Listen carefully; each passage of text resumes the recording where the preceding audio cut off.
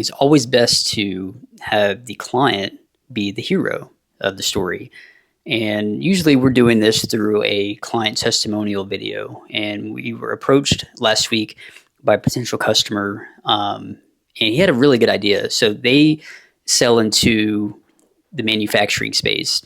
And so his idea is to interview clients and potential clients every month at their manufacturing facility.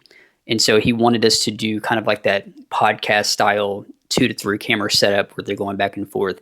And this will do a few things. They're going to be able to get the long form video from that they can throw on, LinkedIn, YouTube, etc.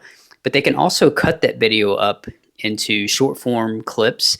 And anytime that you're going to tag someone and let them be the hero and let them be the expert, they're typically going to share that content as well. So it's almost like a double share. So it's a really cool idea that he had to where every month or maybe every other month we'll be shooting at a different manufacturing facility, and he'll interview the owner or someone in leadership.